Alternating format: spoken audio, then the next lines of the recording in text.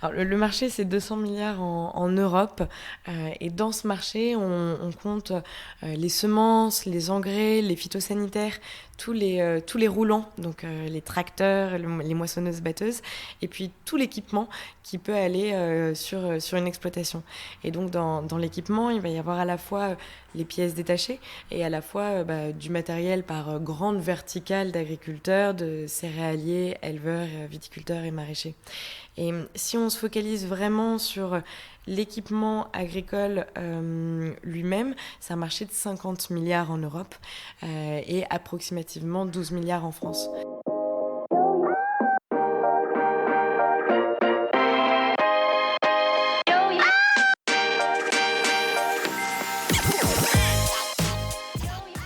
Bonjour et bienvenue parmi les Digital Doers, votre podcast source d'inspiration pour les acteurs de l'innovation. Ce programme est coproduit avec Comexposium pour les événements incontournables que sont le One-to-One Retail e-commerce de Monaco et le One-to-One Digital Marketing de Biarritz. Je suis Cyril Duplessis, acteur du changement dans le digital depuis plus de 20 ans. Je donne ici la parole aux personnalités des différents écosystèmes digitaux en France. Qu'ils soient prestataires, annonceurs, marques, retailers ou pure players, ils sont des acteurs engagés dans leur business et l'innovation fait partie de leur quotidien. Source intarissable d'inspiration, je vous propose une conversation dynamique et sincère pour vous donner accès à leur retour d'expérience, leur vision et leur analyse sur les tendances et les perspectives marché. Vous êtes de plus en plus nombreux à écouter les Digital Doers et je veux vous en remercier. N'oubliez pas de vous abonner sur la plateforme d'écoute de votre choix et de voter 5 étoiles sur Apple Podcast. N'hésitez pas à laisser un petit commentaire sympa, ça fait toujours plaisir. Alors bonne écoute à vous, toujours sans coupure.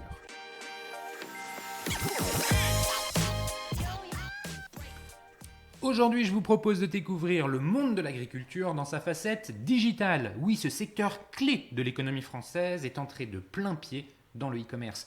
Nos agriculteurs ont leur place de marché. Business B2B par excellence, l'achat d'équipements, de matériel agricole nécessite une approche sur mesure.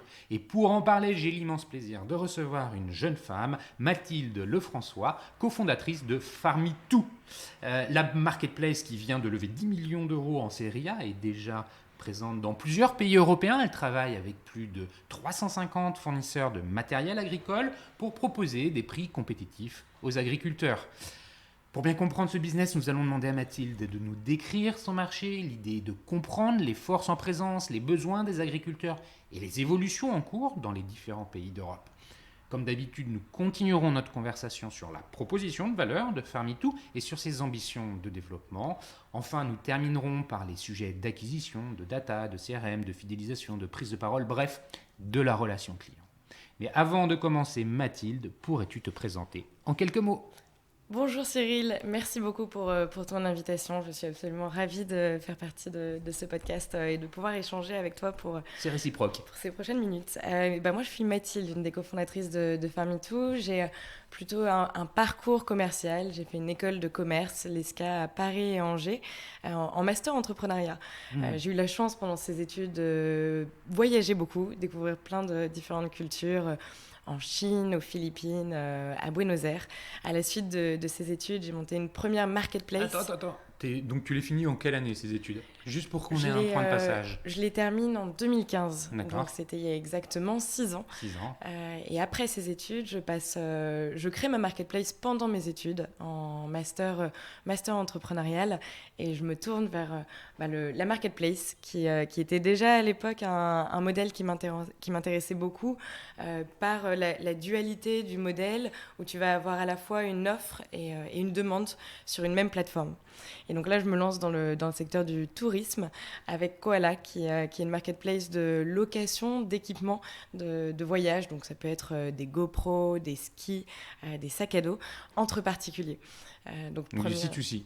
Du C2C, très, très différent de ce qu'on fait aujourd'hui, avec ce fort challenge d'avoir une offre assez suffisante sur la plateforme pour pouvoir commencer à se lancer. Et c'est le voyage, c'est parce que tu avais déjà voyagé que tu as eu envie d'aller là-dedans ? Tout à fait. Ouais. Et c'est vrai que les différentes cultures et les voyages me plaisaient beaucoup. Et j'étais finalement aussi un peu consommatrice de ce propre outil parce que lorsqu'on part en voyage, on a besoin de s'équiper et déjà très proche de l'aspect assez impact, de ne pas avoir envie de racheter tout son matériel, mais plutôt l'emprunter et lui donner une seconde vie. Ça me tenait à cœur de pouvoir avoir cet aspect communautaire et d'échange entre les différents entre consommateurs et particuliers. Tu crées cette marketplace seule? Alors, j'avais un associé technique sur cette marketplace. Donc, on était deux à s'être lancés dans ce challenge. Assez rapidement, je prends conscience que c'est frustrant de ne pas connaître la technique. En parallèle, je m'inscris à la formation du Wagon, qui est une formation de 9 semaines où on apprend les bases du code en Ruby on Rails principalement sur la partie back et puis le HTML et CSS sur la partie front. Et ça me donne du coup une nouvelle ouverture au-delà de l'aspect entrepreneurial qui me plaît beaucoup parce que cette impression d'apprendre quelque chose de nouveau, de technique et qui était totalement obscur pour moi avant de créer cette première marketplace dans le secteur du voyage. Le fait que tu aies suivi cette formation, ça t'a permis par la suite de mieux comprendre, de mieux dialoguer avec ton associé sur les aspects techniques, c'est ça, oui, principalement? Tout à fait. Au-delà du fait qu'on apprend à coder pendant cette formation qui est un peu un premier tremplin avant de travailler sur la partie produit ou voire sur la partie technique, comme plusieurs des autres élèves. Je dirais que ça développe la sensibilité produit, ça développe la partie plus recueil de besoins, d'essayer de comprendre un petit peu les attentes du consommateur et de les restituer sur une plateforme. Et puis, ça donne aussi une ouverture d'esprit. Pour moi, il n'était pas forcément possible de me lancer dans la marketplace sans comprendre un petit peu ce qu'il y avait derrière la tout mécanique ça. derrière. Ouais. Ouais. Et comment vous faites à ce moment-là pour trouver, parce que c'est un petit peu le coup de la poule et de l'œuf, entre le sourcing du matériel et puis les emprunteurs, entre guillemets. On le disait avant d'enregistrer, c'est quand même un business de volume. Comment tu fais? Alors, on avait des techniques un peu d'acquisition et de gros hacking où on essayait de participer à des salons, à des forums de voyageurs. On créait un groupe Facebook et on prenait tous les passionnés de voyage.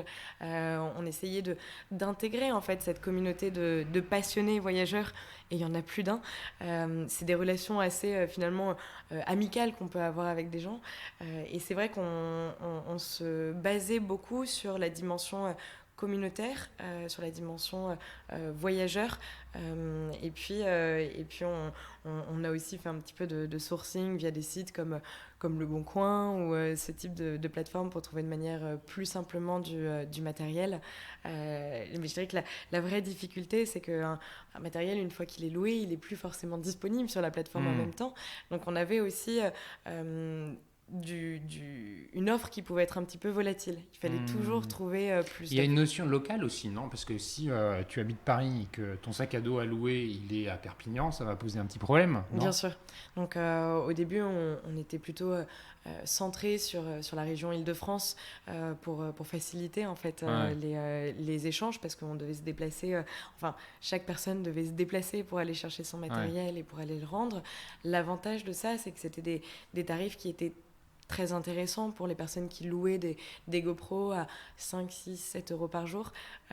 Et puis ça faisait vivre aussi du matériel qui pouvait traîner dans les placards pour leur donner une seconde vie finalement.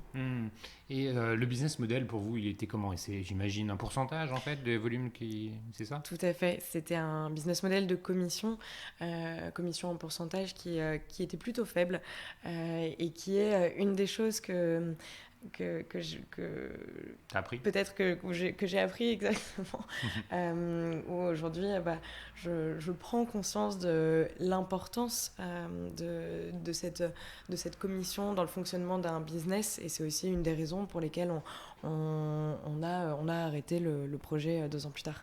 D'accord. Tu retiens de ce projet-là, tu viens de le dire, l'importance de la commission. Je comprends que tu as appris le code, enfin la relation, enfin la technique qu'il y a derrière. Quoi d'autre?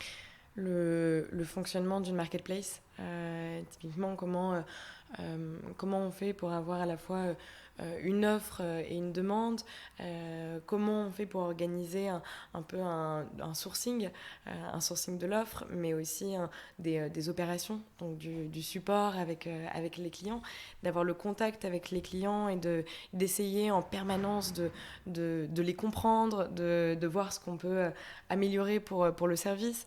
Est-ce que ces clients sont fidélisés ou pas? S'ils ne reviennent pas, pourquoi et qu'est-ce qui se passe? Donc ça a amené à se poser un certain nombre de questions sur cette marketplace, de la découverte d'outils aussi. On n'avait pas forcément à proprement parler des CRM, on fonctionnait encore beaucoup avec un Excel.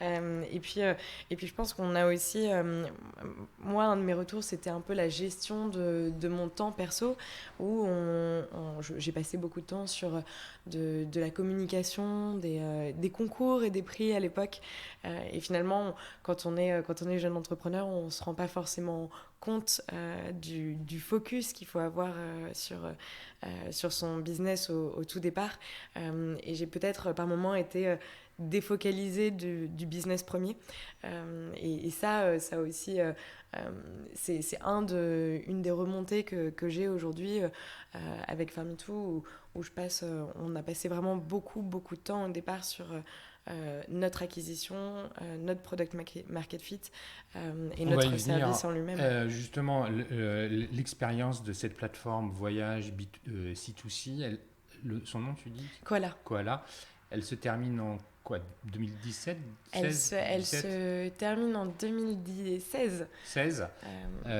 Et qu'est-ce qui se passe pour toi après? Et entre-temps, je suis toujours passionnée par cette dimension d'impact. J'ai envie d'avoir quelque chose qui ait plus de sens. Je recherchais du sens. Mais ça devient d'où ça? Parce que c'est comment dire, sain, et beaucoup peuvent prétendre rechercher du sens, oui, et avoir de l'impact. Oui. Et tu sais d'où ça te vient, ça? C'est une bonne question. J'ai envie de dire que il y a une part dans les gènes finalement. Est-ce que les voyages que tu as pu faire en Asie et ailleurs sont potentiellement à l'origine de ça aussi, ou pas? Ça a apporté une ouverture d'esprit, une envie d'aider les autres aussi. Et je dirais que plus... moi, au niveau personnel, je suis une amie fidèle qui est toujours prête à aider les autres et avoir un impact aussi positif pour l'autre. Et donc, c'est vrai que cette dimension d'impact et de sens était importante pour moi. Et donc, on a créé à 4 personnes une association qui s'appelait Aqua. Alors, comme Koala, il y a beaucoup de W et de A. Mes associés en rigolent encore. Et donc, cette association, elle avait pour but d'aider sur le terrain.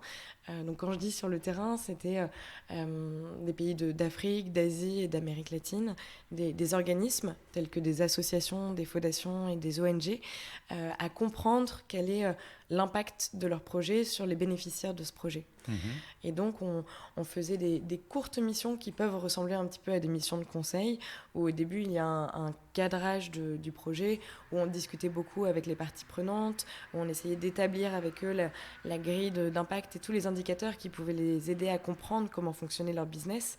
Ensuite, on avait une seconde partie qui était une partie très de terrain, où là, on se déplaçait, on rencontrait des bénéficiaires et des parties prenantes, on avait une discussion avec eux, encore le voyage, et surtout beaucoup d'écoute. Ouais. Et puis après, la troisième phase de ces missions, c'est une phase de restitution. Donc, on analysait toutes les données quantitatives et qualitatives, on en faisait un rapport qui permettait à ces organismes de connaître leur impact.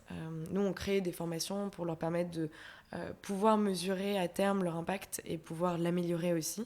Et puis, certains d'entre eux se servaient de ce rapport-là pour pouvoir prétendre à des fonds d'investissement à impact et démontrer qu'ils avaient cet impact humain au niveau des populations. Et des choses que je n'ai pas précisées, c'est un peu le secteur. Toutes ces missions étaient liées à l'eau et à l'agriculture. Ah oui, important de le préciser. C'est Ça donne un petit éclairage pour la suite. Alors, tu étais avec 3 autres personnes, si je Oui. comprends bien. Vous étiez 4. Vous avez fait ça pendant combien de temps? Alors, on a créé l'association un an avant de partir. Mhm, On a été accompagné par un cabinet de mesure d'impact social qui s'appelle Improve, mhm. qui était anciennement Planète d'entrepreneurs, qui était une association dans l'école de commerce HEC. Et en fait, eux nous ont formés pendant un an à ces techniques de mesure d'impact social et la stratégie. Et donc, on a fait cette formation durant un an. Et après, on a eu un an sur le terrain où on a eu 6 missions différentes, dont une mission pour la Fondation Orange, entre l'Afrique, l'Asie, surtout l'Inde et le Cambodge, et puis l'Amérique latine avec l'Équateur et la Colombie. D'accord. Ça s'arrête pourquoi, comment, finalement, ce projet, cette association? Oui, en fait c'était un projet qui était voué à durer une année, qui a été une expérience qui était fantastique, et on s'est posé la question de est-ce on en faisait notre futur Mhm, métier, sachant que le modèle à l'époque de cette association, c'est que on faisait des missions avec des plus grosses entités telles que la Fondation Orange qui nous rémunérait, ce qui nous permettait, nous, de faire des missions pour des ONG ou des associations de plus petite taille qui n'avaient pas forcément les moyens, et du coup d'effrayer notre mission, mais ne nous rémunéraient pas. mhm. Effectivement, on aurait pu continuer en France. Je pense que chacune, on avait un petit peu des raisons différentes de passer à autre chose. Vous étiez 4 femmes, 4 On filles. était 4 filles, Ouais. et on anticipait les choses un petit peu de manière différente. Très rapidement, j'ai senti que j'avais besoin de cette dimension très opérationnelle dans ces missions. On avait plutôt une posture de consultant, où finalement on rend un rapport, et puis on ne sait pas trop ce qu'il en Ouais, advient. c'est ça.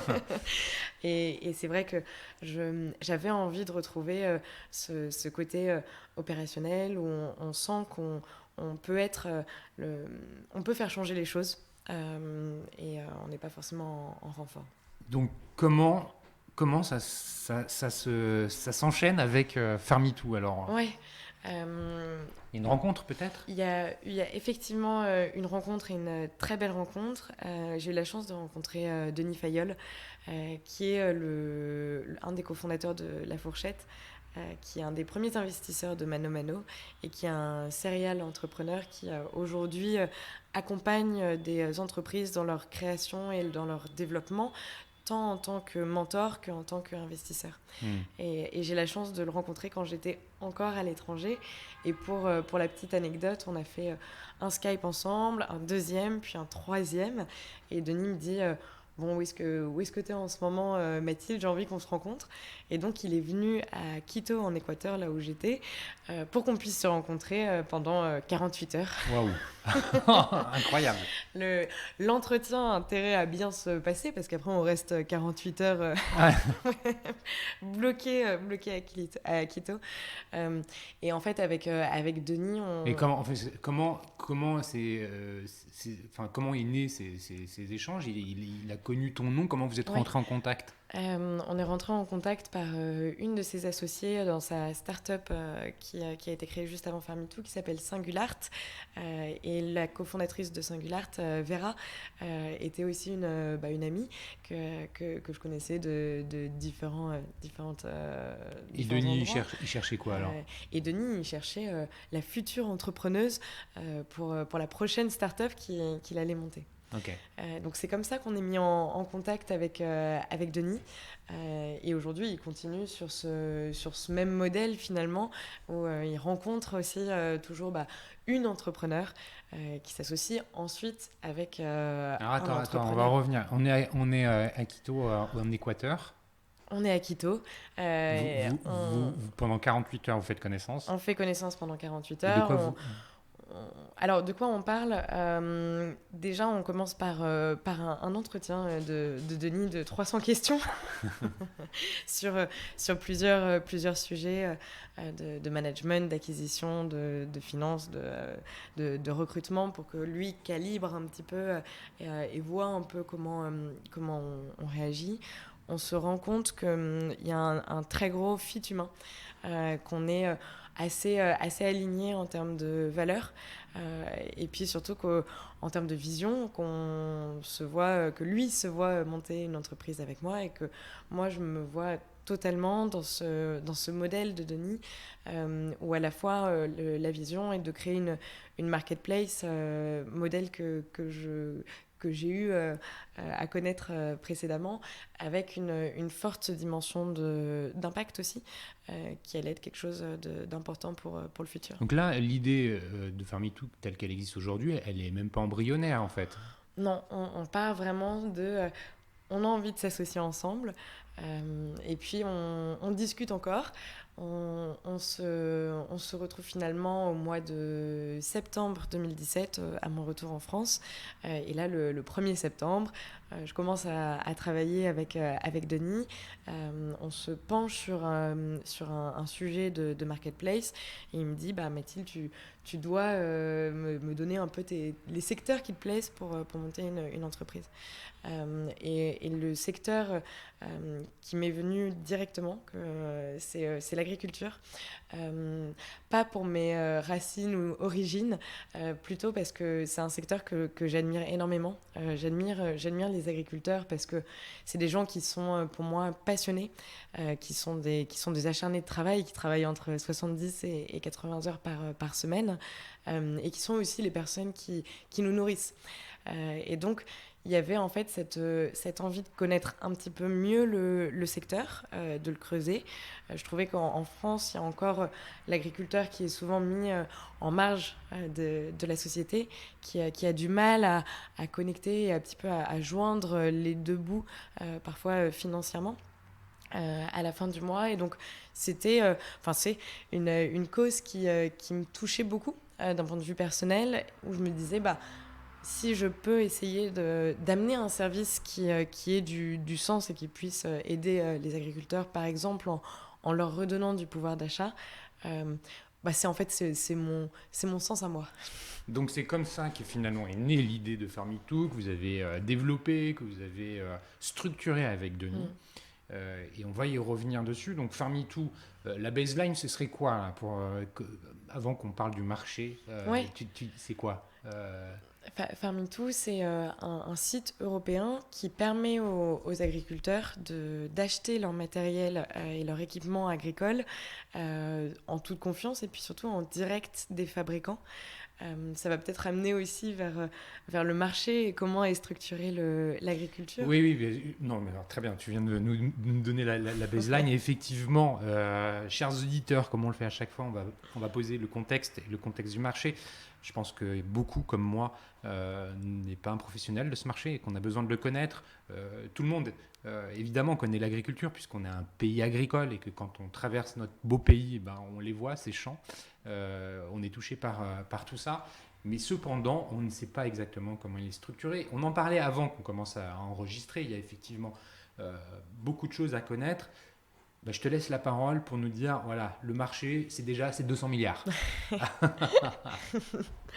Oui, tout à fait. Alors, le marché, c'est 200 milliards en Europe.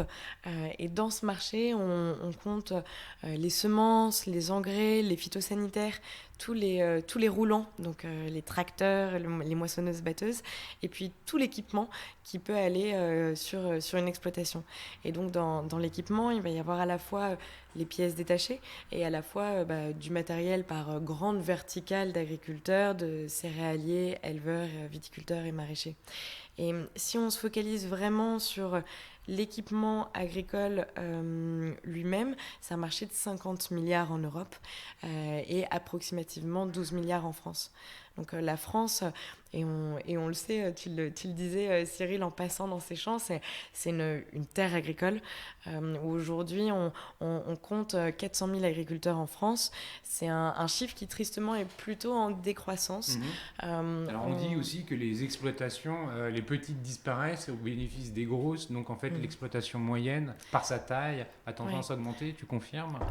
Oui, je te confirme. Il y a de moins en moins d'agriculteurs, des petits petites terres qui sont rachetées par de plus grandes exploitations. Aujourd'hui, on estime le nombre l'hectare moyen d'une exploitation à 63 hectares.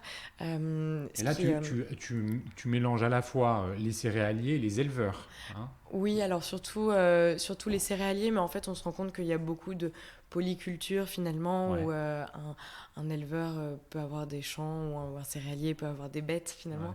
Ouais. Mais effectivement, c'est sur l'agriculteur, céréalier, éleveur, euh, où aujourd'hui, c'est ce type d'exploitation où il y a petites, moyennes et plus grosses exploitations.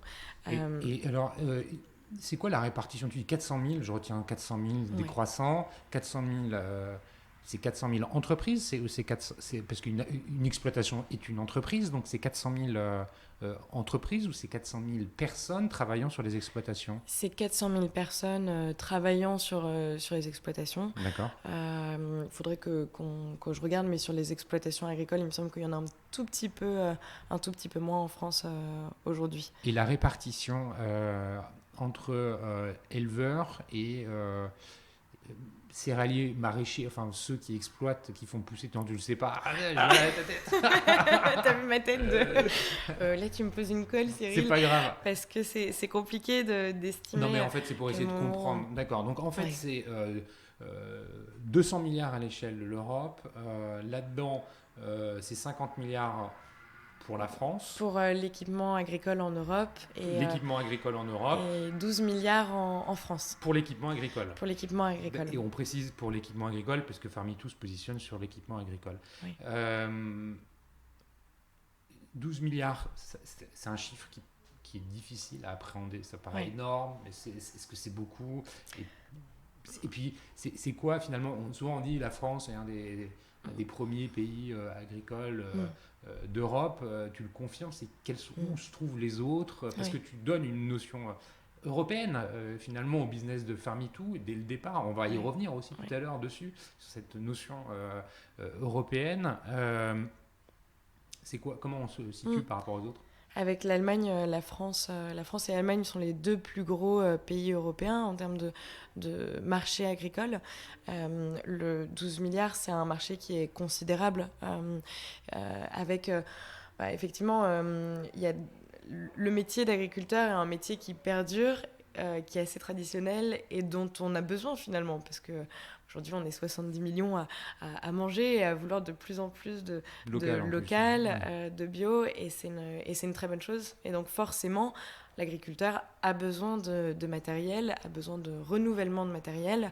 Il va y avoir du matériel qui de plus longue durée et du matériel d'usure, comme les pièces détachées, où très régulièrement, aujourd'hui, on estime... du consommable, entre guillemets. C'est du consommable, par exemple, mais tu vois, aujourd'hui, on estime à 10 000 euros les dépenses annuelles moyennes des petites et des moyennes exploitations agricoles. Comment tu qualifies petite et moyenne? C'est par globalement en dessous de 60 hectares. Ok, ouais. D'accord.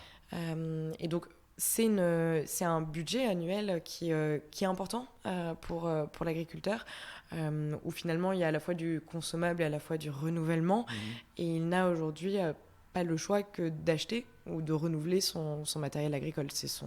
C'est son métier et c'est ça. Ouais, d'ailleurs, on va venir justement sur aujourd'hui comment les choses s'organisent. Mais avant qu'on y vienne, j'ai l'impression que dans le marché de l'agriculture, le marché agricole en France et en Europe, il y a beaucoup d'acteurs. On a parlé des agriculteurs, on a parlé... il y a quelque part il y a les consommateurs, mais il y a aussi le trading de céréales. Je pense que doit avoir à peu près la même chose pour l'élevage. Je ne connais pas, mais enfin il y a le marché de la vente de produits. On entend souvent parler du problème de la filière du lait avec les coopératives. On peut ajouter là-dedans la PAC, finalement les institutions en général, hein, la politique agricole commune. C'est complexe finalement, il est unique ce marché. Oui. Aujourd'hui, le marché, il se il s'organise un peu de 3 manières différentes. Avec la partie semences, c'est beaucoup les coopératives qui sont au devant de la scène. Et c'est un marché pour lequel il y a beaucoup d'acteurs autour, bien entendu. Et nous, c'est un marché qu'on regarde un petit peu moins parce que c'est pas forcément notre ambition avec Farmitou.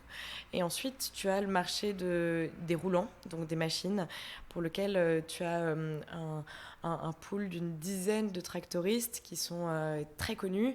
On peut citer John Deere, voilà. Massey Ferguson, Ouais. du Fendt, toutes ces marques qui ont une vraie emprise du marché, puisqu'ils quadrillent un petit peu tout le marché en étant à la fois fabricants, concessionnaires et réparateurs. Donc ils tiennent toute la chaîne de valeur.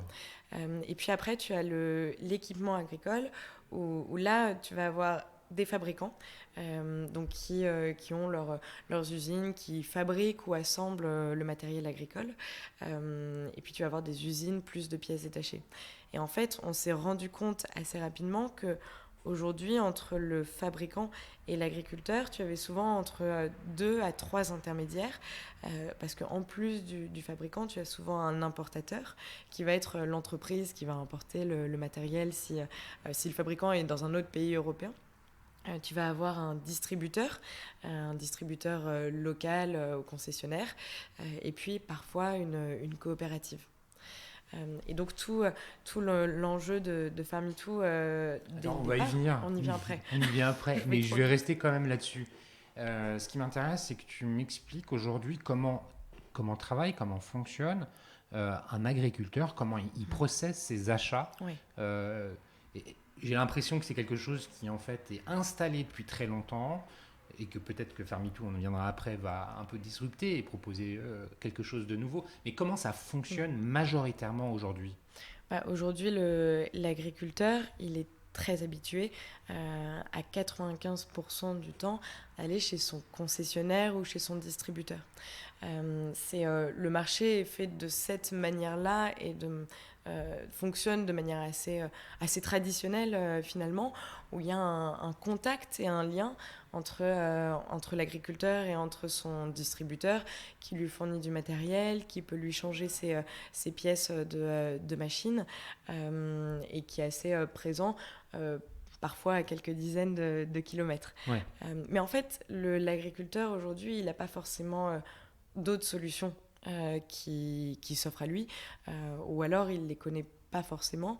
Donc on a encore ce chiffre de 95% des achats des agriculteurs sont faits dans la distribution. Parce que ce que j'ai pu observer à titre personnel, c'est véritablement qu'il existe des relations intuitives personnelles très fortes entre le distributeur, le concessionnaire et les agriculteurs, que la question effectivement ne se pose pas, et qu'il y a des régions de France où il n'y a pas le choix, il y a un seul distributeur multimarque, et que de toute manière tu vas là. Donc c'est vrai que c'est assez cloisonné. L'agriculteur aujourd'hui, on a parlé de la taille de l'exploitation, il a quel profil ? C'est qui l'agriculteur ? Alors, j'imagine l'immense majorité, ce ne sont pas des jeunes femmes comme toi, mais plutôt des hommes. Je l'imagine volontiers pas tout à fait jeune.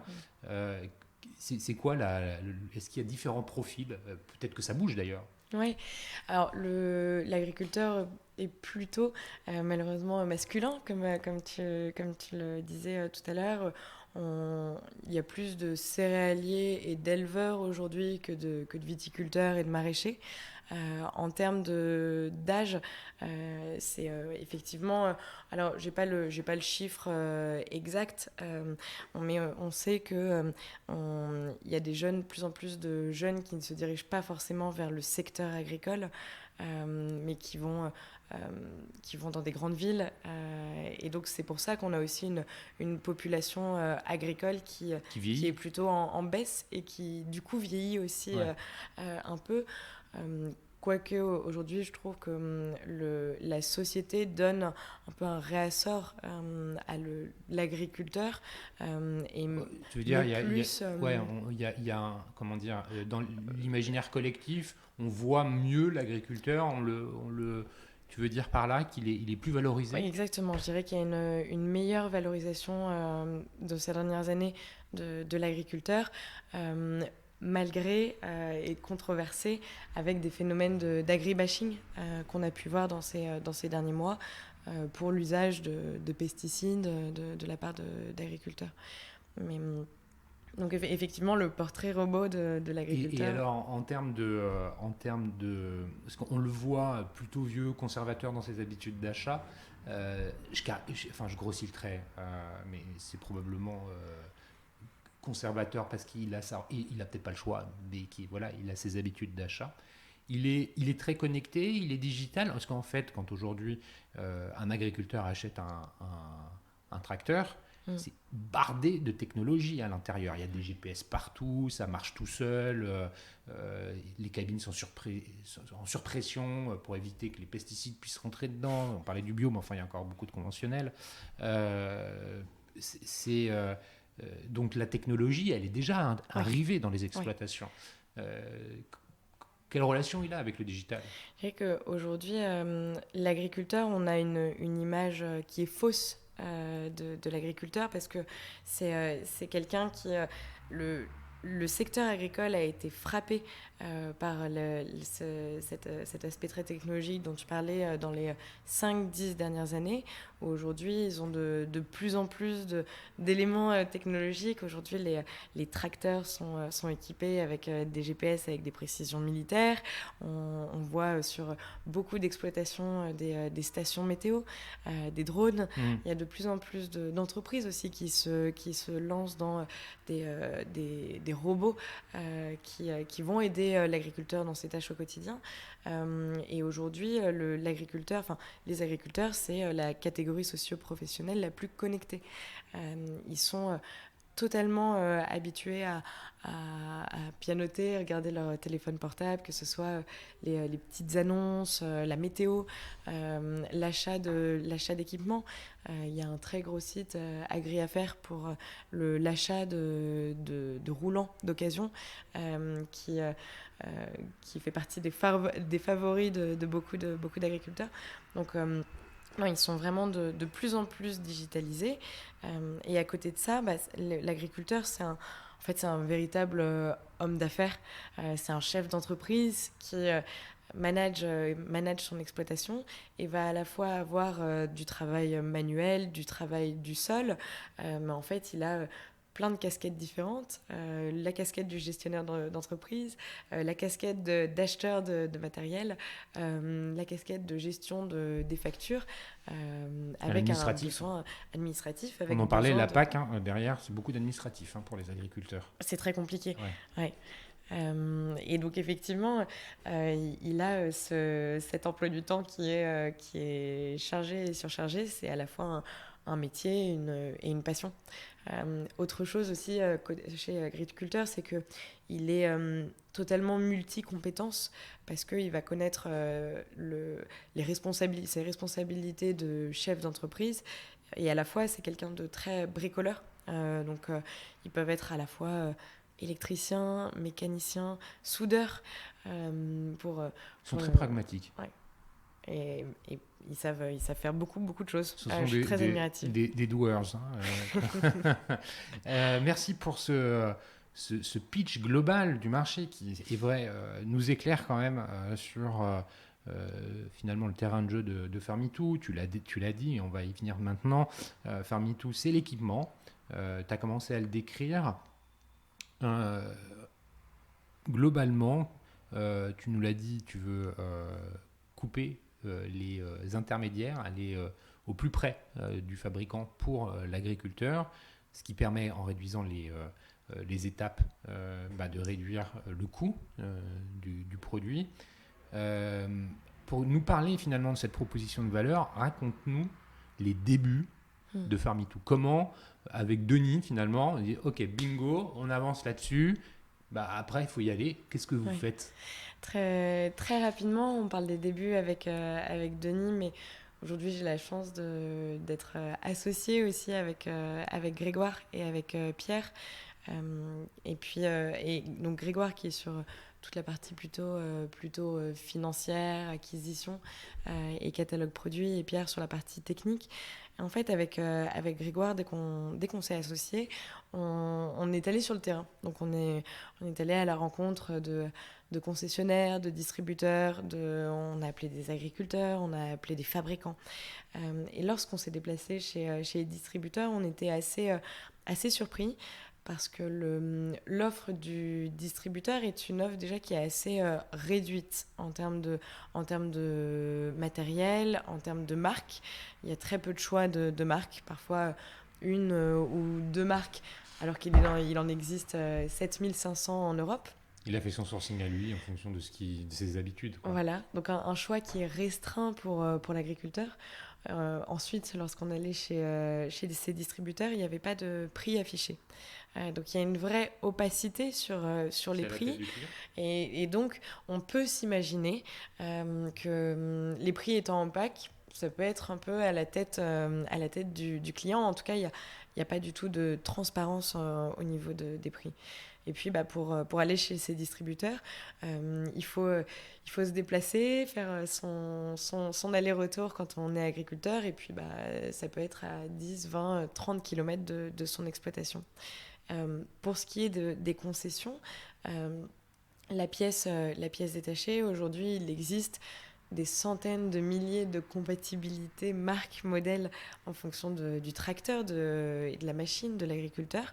Et donc, un concessionnaire ou un distributeur de pièces ne peut pas avoir toutes les pièces dans son entrepôt et en stock.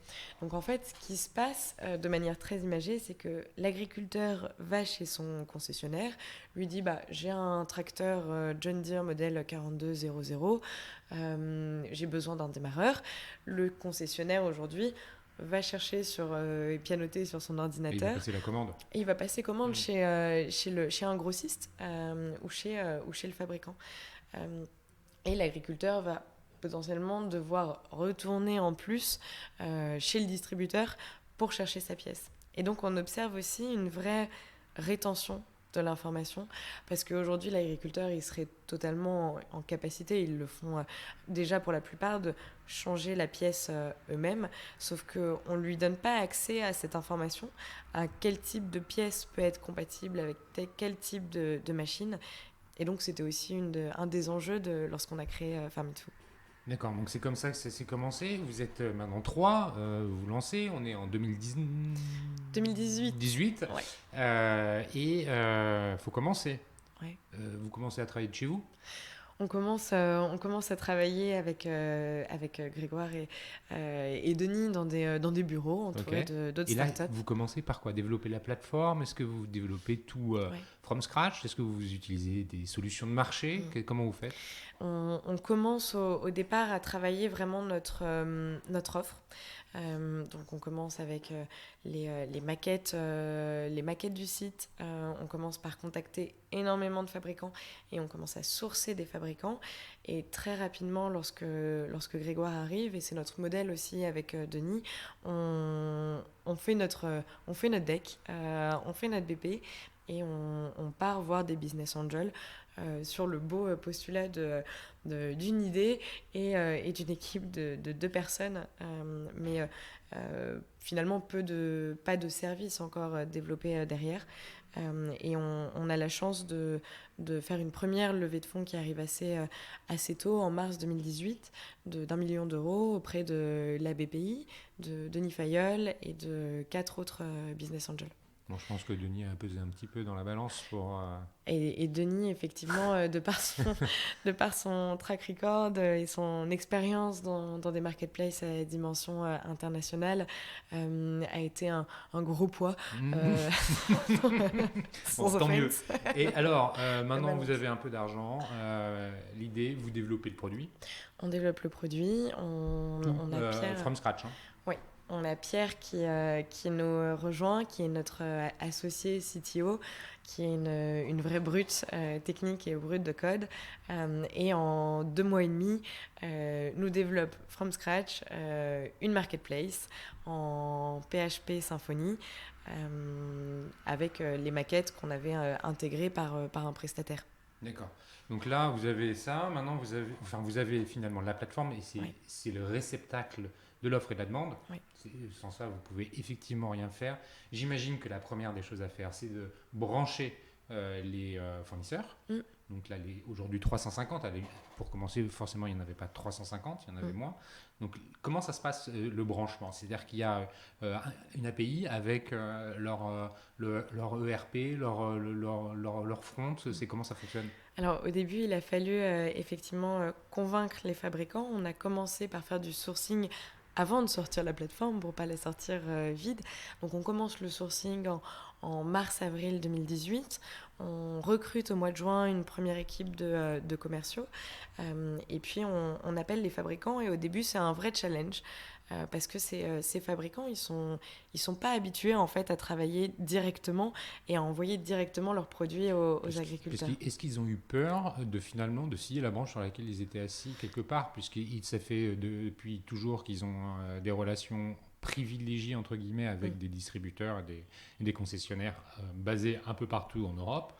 Et en faisant ça, potentiellement, les clients de ces concessionnaires, donc vos clients à vous, ils vont aller dire aux distributeurs, j'ai trouvé un truc direct, et ça peut déstabiliser des relations existantes, non? Il y a effectivement, il y a cette peur au départ de la part des fabricants de se brouiller avec son réseau primaire qui sont les distributeurs parce qu'on est vraiment en train de dire aux fabricants tu étais habitué à envoyer une palette de produits chez ton distributeur, demain tu vas envoyer un produit directement chez l'agriculteur.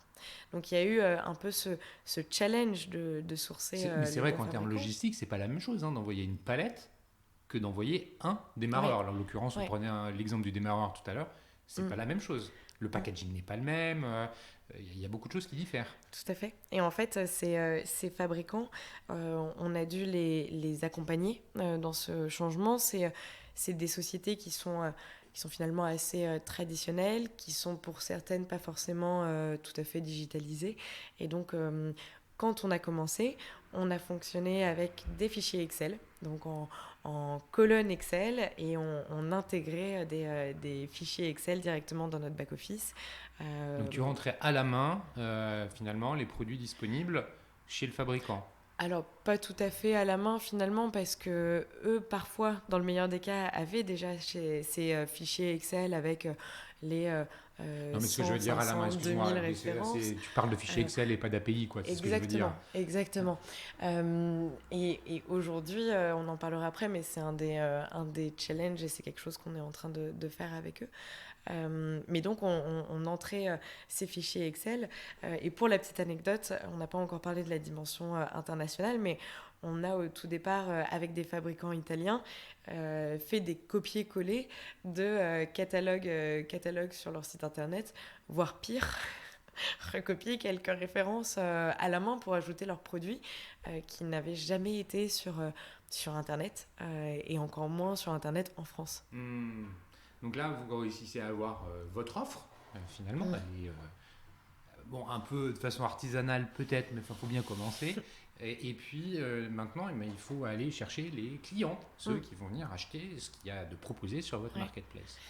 Comment vous faites là? Alors, on ouvre le site Farmito fin août, le 27 août 2018. On est une petite équipe de 7 personnes avec une équipe qui est internationale parce qu'on a cette particularité avec Farmito d'avoir lancé le site en France, en Allemagne et en Italie au même moment. Donc on s'est dit... Tu fais bien de préciser les pays, c'est pas en français, en allemand, en italien. C'est quelque part, il y a un numéro de TVA par pays, un numéro de téléphone, c'est ça. Oui, parce qu'en fait, chaque pays a sa particularité et puis on a des contrats avec nos partenaires, les fournisseurs de matériel agricole qui nous disent qu'ils peuvent envoyer leurs produits en Allemagne et envoyer leurs produits en Italie. Et donc on fait ce pari de se dire, on va avoir des fabricants italiens qui vont vendre en France, on va avoir des partenaires allemands qui vont vendre en Italie. Et donc on commence... vrai cross-border. Oui, tout à fait. On commence directement avec cette dimension internationale, avec une offre de produits, une vingtaine de premiers fournisseurs, quelques milliers de produits, et puis on se lance. La particularité d'un site e-commerce, c'est que lorsqu'on fait de l'acquisition et plus spécifiquement du SEA avec Google Shopping ou Google AdWords, c'est un peu un robinet qu'on ouvre et les ventes arrivent. Et donc on arrive... Est-ce que l'acquisition, pardon de te couper, Oui. finalement, dans le B2B, tu as l'impression que le coût d'acquisition est moins élevé que dans le B2C, parce que peut-être moins concurrentiel, je ne sais pas. Et est-ce qu'il y a un environnement concurrentiel qui est très fort ou pas sur votre business? Alors oui, il y a indéniablement de la concurrence. On a à la fois des clients qui sont B2B et à la fois des clients qui sont B2C. Aujourd'hui, je dirais qu'on a 60% de professionnels, mais les professionnels, eux, vont regarder et se renseigner sur Internet. En Quand tu revanche, dis professionnel, c'est qu'on comprenne bien, c'est c'est l'agriculteur ou... l'agriculteur Ouais. professionnel qui achète avec une SARL ou une EARL, par exemple. Et les 40 autres pourcents, c'est qui? Ça peut être des particuliers ou des agriculteurs qui n'achètent pas avec leur D'accord, numéro de sirène ou d'accord. de TVA, mais achètent en tant que particulier. Ok. Mais en fait, je dirais que travailler en B2B, ça amène un panier moyen qui est plus important. Parce qu'aujourd'hui, l'agriculteur est un vrai professionnel qui a besoin de matériel qui coûte cher. Et donc, on arrive à compenser aujourd'hui, bien sûr, notre coût d'acquisition.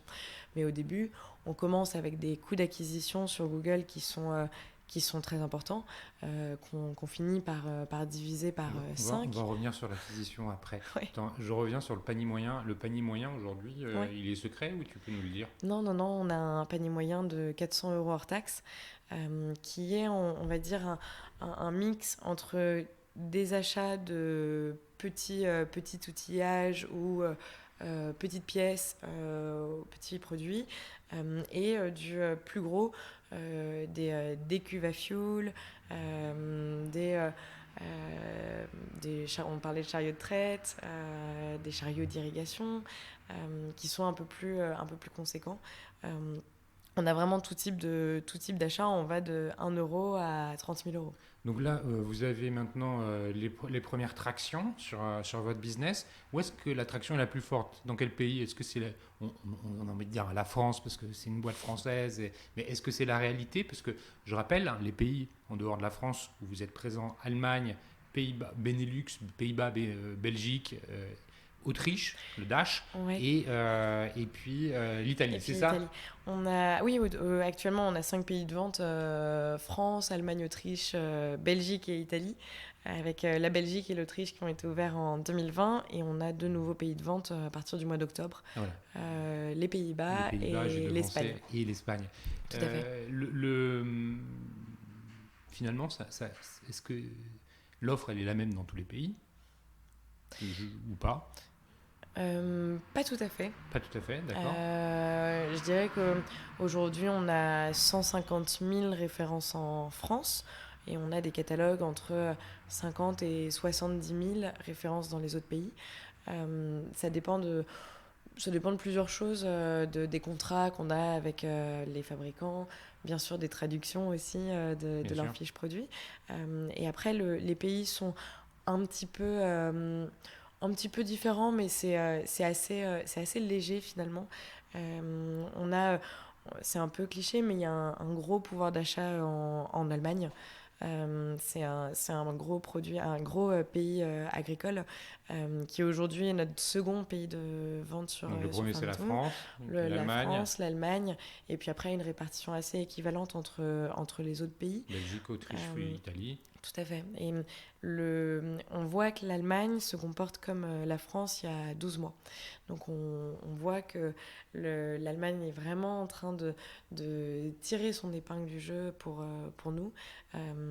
Et on sait qu'aujourd'hui on a pris un peu d'avance sur la France. Comme tu disais, on est 3 cofondateurs français. Donc forcément ça nous a aidés sur l'acquisition, le sourcing et ce genre de choses.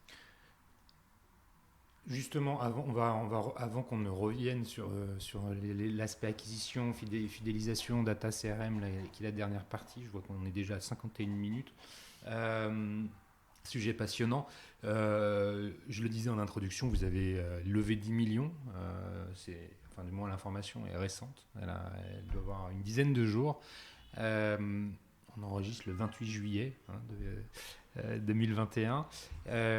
Cet argent, dans ce que j'ai lu dans la presse spécialisée, petit autopromo pour la revue de presse des Digital Doers, que ça allait servir à accélérer justement ce côté international. Est-ce que tu peux nous en dire plus ?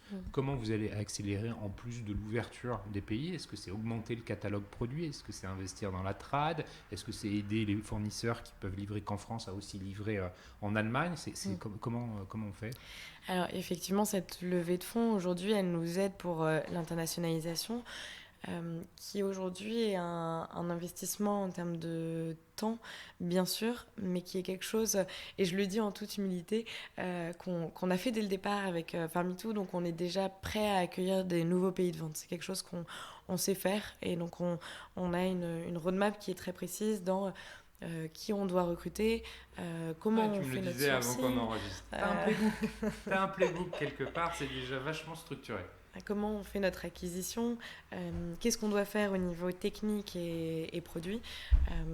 Et aujourd'hui, bien qu'on ait cette envie de grandir au niveau international, on sait que notre client aujourd'hui, c'est l'agriculteur.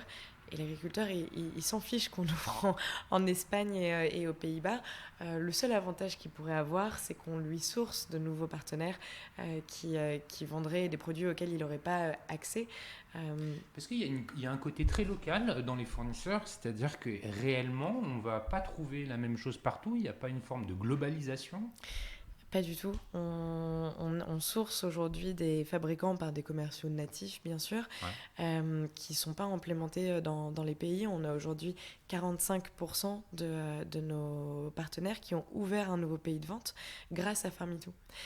Donc on est vraiment en train d'amener une offre à laquelle l'agriculteur n'avait pas accès au niveau local et de la développer.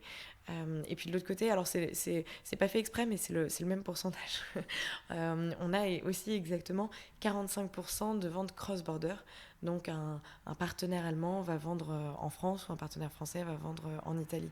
Donc on sait aujourd'hui que cette dimension et cet ADN international qu'on a depuis le départ nous aide et aide le marché, l'entreprise Farmitou, mais aussi rend service à l'agriculteur qui s'y retrouve dans du matériel tout le monde est gagnant-gagnant, auquel il n'a pas accès. Parce que même le fournisseur, finalement, il n'avait pas accès à ces marchés-là, il y a maintenant accès. Donc les réticences de départ par rapport à quelque chose qu'il ne connaissait pas, quand on ne connaît pas, on a peur, a priori, bien installé dans sa relation avec ses distributeurs, en coupant cette relation-là, il se permet de pouvoir vendre dans des pays dans lesquels il n'avait pas l'habitude de vendre.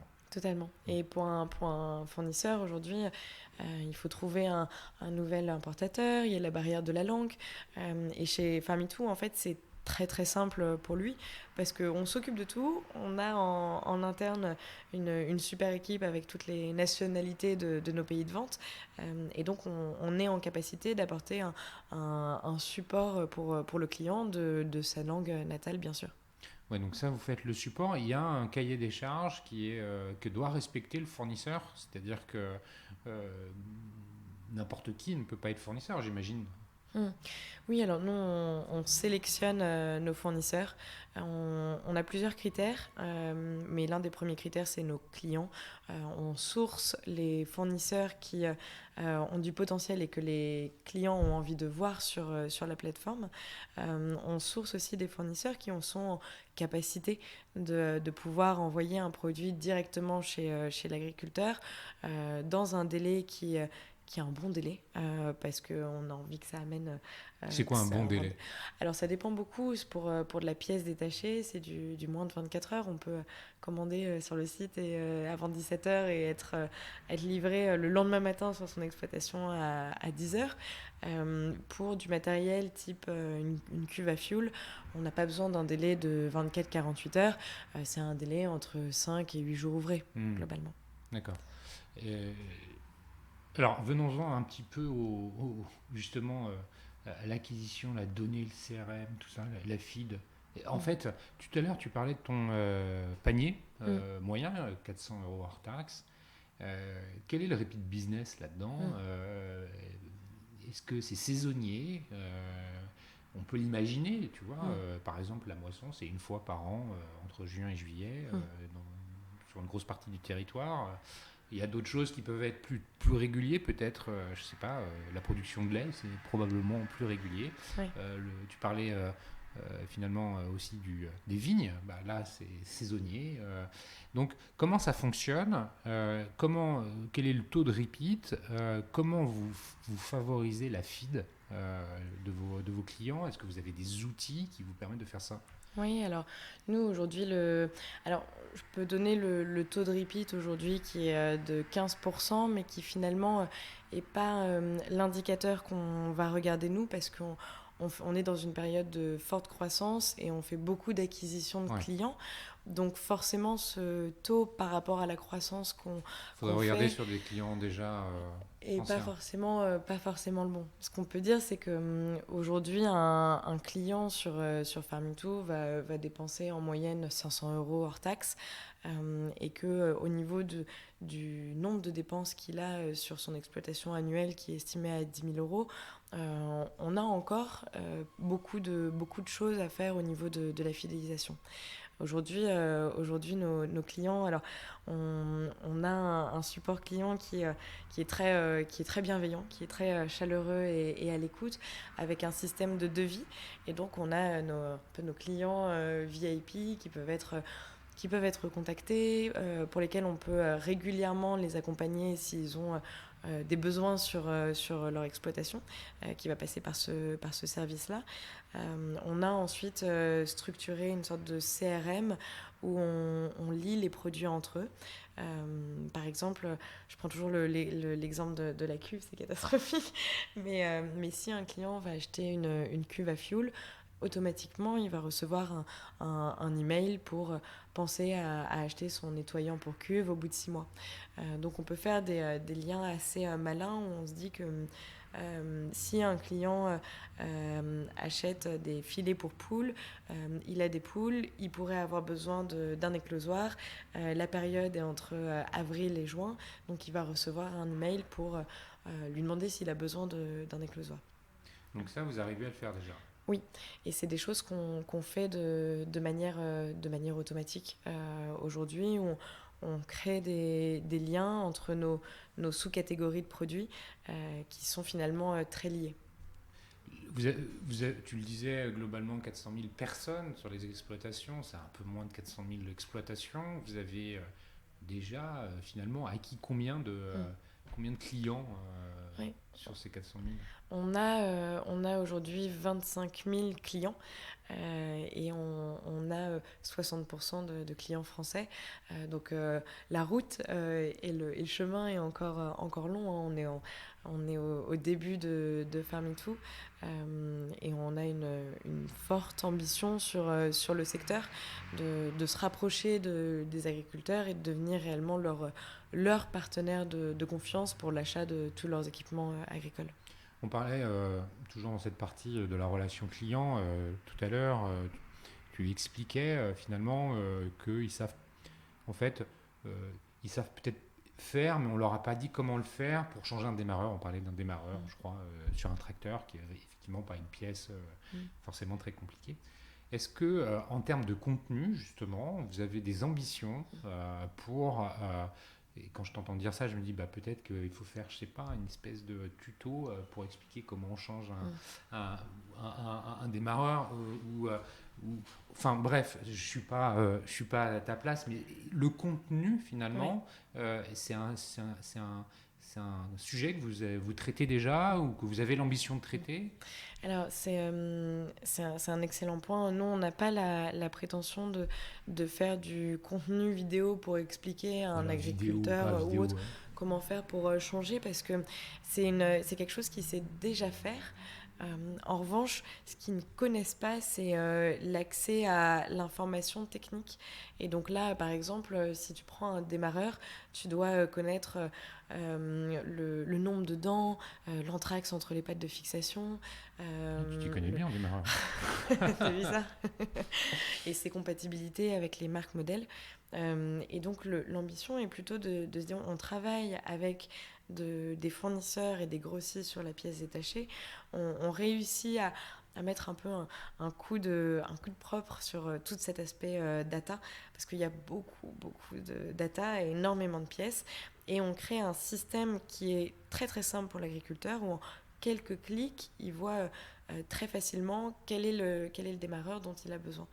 Et donc nous, on a envie de créer des pages spécifiques de tracteurs.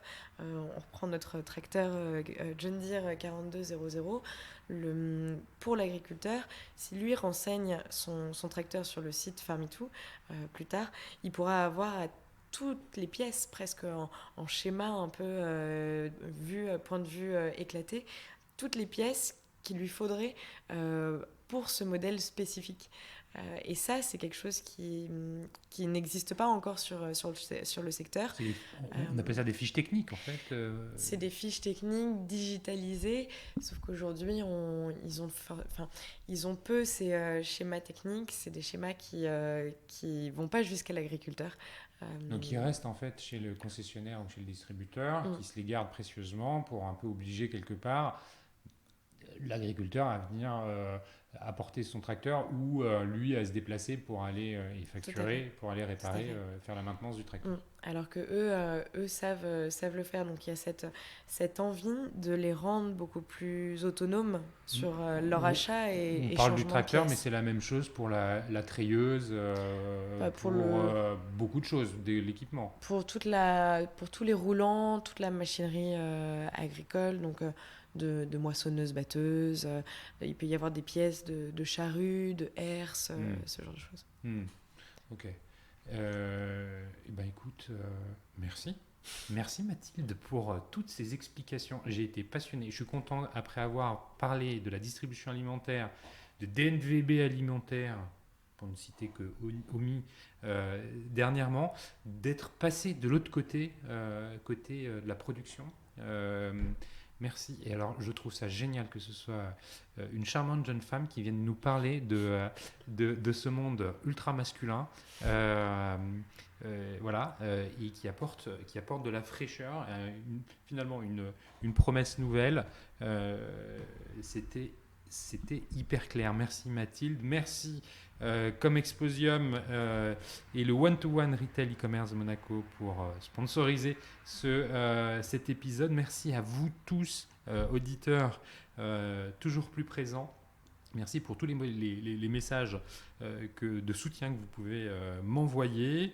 N'hésitez pas à faire connaître autour de vous les Digital Doers.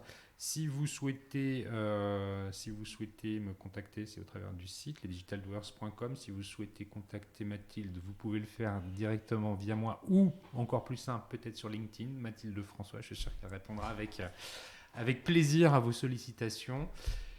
Et à bientôt Mathilde. À bientôt. Merci beaucoup Cyril.